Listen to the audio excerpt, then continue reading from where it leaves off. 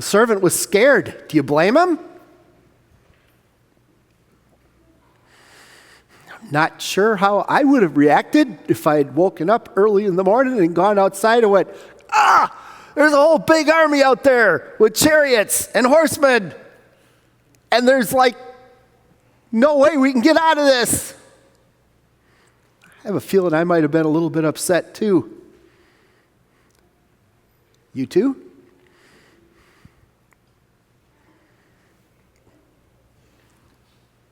Should we have been?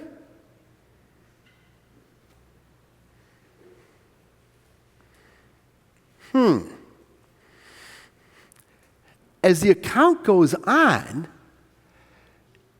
it becomes kind of clear that the answer is no. And in fact, as the account goes on, it becomes kind of clear that we have no reason to ever be afraid of the things of this earth. Whoa. Never be afraid? That's kind of strong. Amen? Let's walk through the text a little bit. See where this goes. There's no timestamp on this text. We don't know exactly when in Elisha's ministry this happens. Remember, Elisha had succeeded Elijah. Elijah was an amazingly zealous, amazingly faithful, and from all human perspective, amazingly unsuccessful prophet of God by human terms. Where he was faithful, where God was faithful, so few of the Israelites seemed to come back to the true God. So sad. But God remained faithful, and God remained God, and God continued to love his people. And so Elisha was anointed to take over for Elijah. It's kind of interesting, when Elijah is about to be taken to heaven in the whirlwind, Elisha's request is, let me inherit the double measure of your spirit.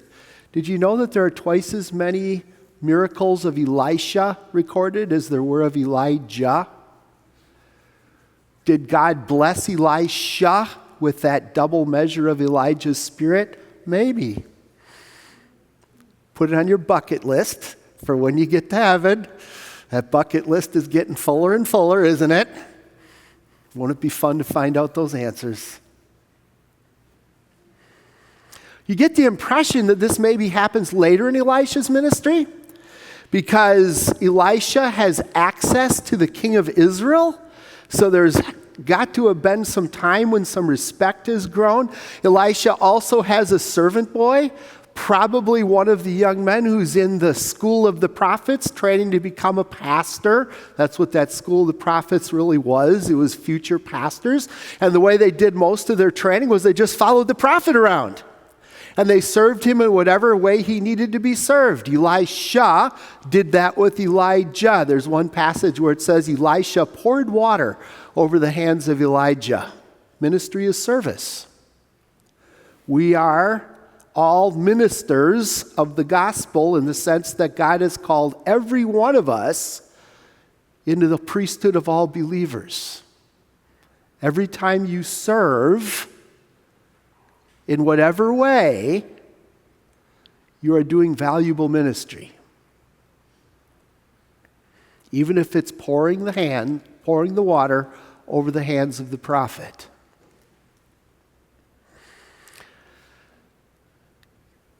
Elisha is given conduit to God to warn the king of Israel over and over again where the king of Aram is trying to attack. Was the king of Aram trying to kidnap the king of Israel? Could be. Was the king of Aram trying to send raiding parties into Israel to loot, to take treasure, to take people captive? Could be. But whatever the case, God would tell Elisha over and over again, this is where he's going to be. Warn the king so that the king is on guard in that place. And the Hebrew says this happened not once, not twice. In other words, this kept happening. It kept going on. And the king of Aram is rightly incensed. As I pointed out while reading the text, his heart stormed. He's mad. One of you has to be a spy. One of you has to be on the side of the king of Israel. Otherwise, how does the king of Israel know? Oh, it's not any of us. It's this Elisha guy. Elisha tells the king of Israel what you say in your bedroom. They're saying anything you say in private, the king of Israel can find out. How do they know that? How do they know it was Elisha who was God's conduit? Don't know. Is that part of God's grace? To try to call some of those Arameans to faith by saying, listen to this Elisha guy? Seems like a reasonable way to think about it. All right, well then the answer is clear. We got to take Elisha captive. Now stop and think. God was able to warn the king of Israel through Elisha where the king of Aram is going to attack. Does God not have the same ability with Elisha himself? Yes. How foolish of the king of Aram. Amen? But isn't that a picture of how we are as sinful human beings? How often we so foolishly rebel against God. We so foolishly fail or refuse to listen to God. We foolishly focus our attention on the things of this world rather than the things of God, and think that we can work it out ourselves, like the king of Aram did.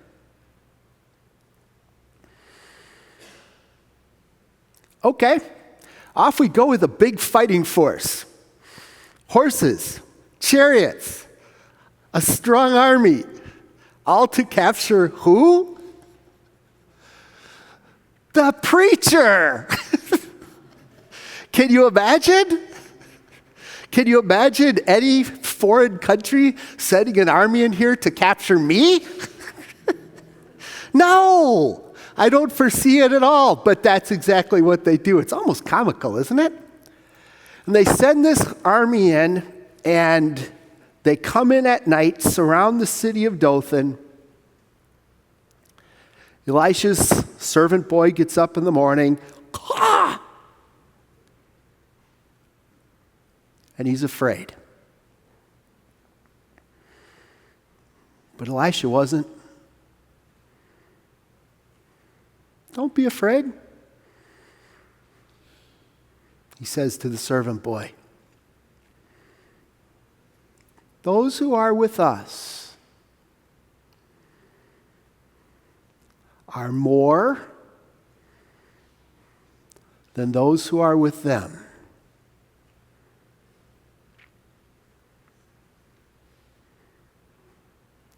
Are you kidding? They got a whole vast army out there with horses and chariots and soldiers. Oh, that's all that you can see with your physical eyes. Lord, open up his eyes so he can really see. And God allowed that servant boy to get an so rare look into something that is so true. There is a force of angels who are out there.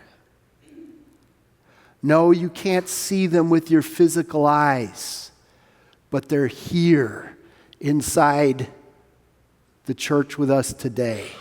They're going with you on your way home this afternoon. Their job is to serve God, and part of their job serving God is to serve us.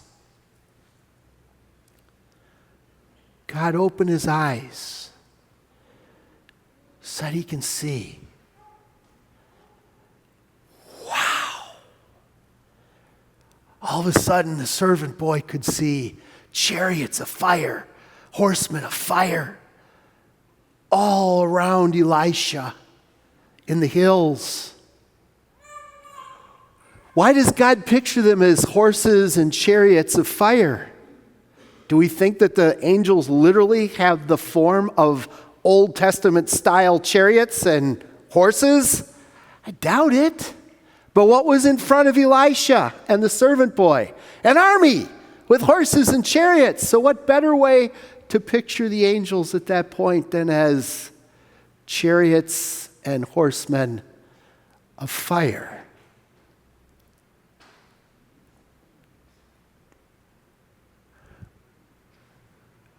I don't know exactly what form the angels have. When Ezekiel describes the angels in Ezekiel chapter 1, he talks about how they had 4 faces and how they moved without kind of moving because the bottom of them were like wheels intersecting wheels. What does that mean? And those wheels intersecting wheels had eyes all around them. And what exactly does that mean? And the reality of the matter is these are things that just go beyond our understanding. And that's okay. We don't have to understand it. But what we get to do is we get to rejoice in it. There is a spiritual warfare going on, my brothers and sisters, that is going on all the time. And it is the most important warfare, the most important battle that will ever be fought. It's the battle for your soul. And make no mistake about it, the devil wants you to go to hell. And if that wasn't bad enough, the world wants you to go to hell. And perhaps most scary of all, at least it is to me, our own sinful flesh wants us to go to hell. Yeah! You want to know where the enemy is? Look in the mirror.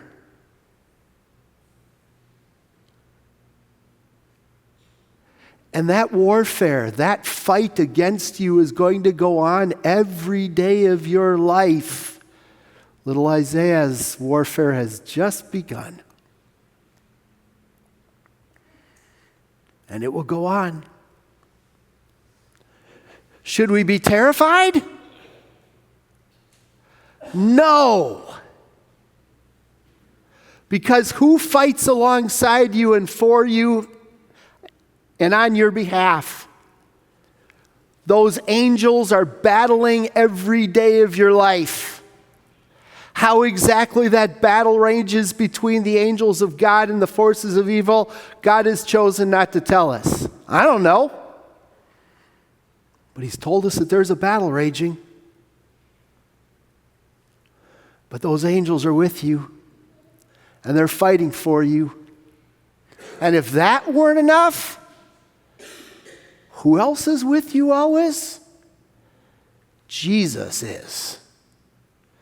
Jesus, the almighty ruler of the heavens and the earth, the one who created the universe with just a word from his mouth, the one who created light and darkness, the one who made Adam and Eve out of the dust of the ground and breathed into the breath of life, he's promised to be with you always.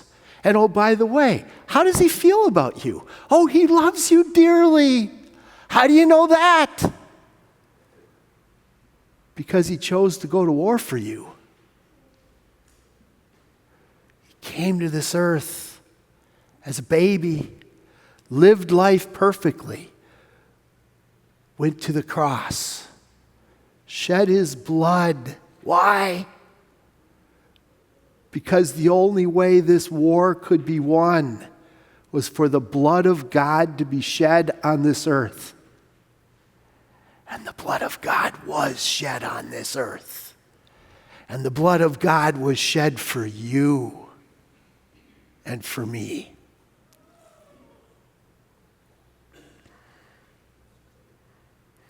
How does the story go on? We only got a part of the text. The story goes on. Elijah goes out to meet them. Who are you looking for? Elisha, oh, you're in the wrong place. Follow me. I'll show you where he is.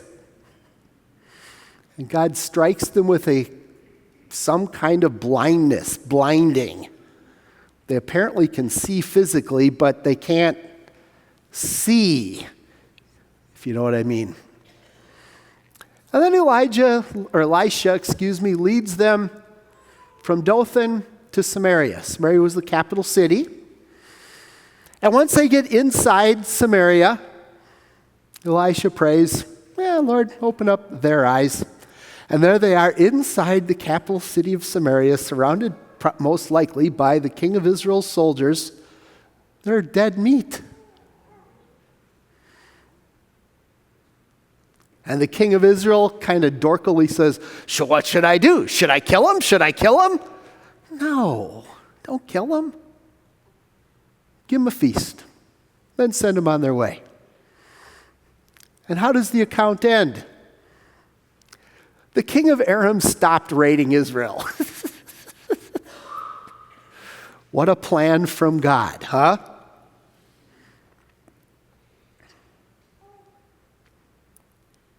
The same God who could do that is with you always. No, he's not made the promise that nothing unhappy or unpleasant will come into your life. He just hasn't promised that. In fact, he's promised the opposite. He said we must through much tribulation enter into the kingdom of God. We will not be surprised at difficulty, challenge. In fact, we will expect it. But who is with you?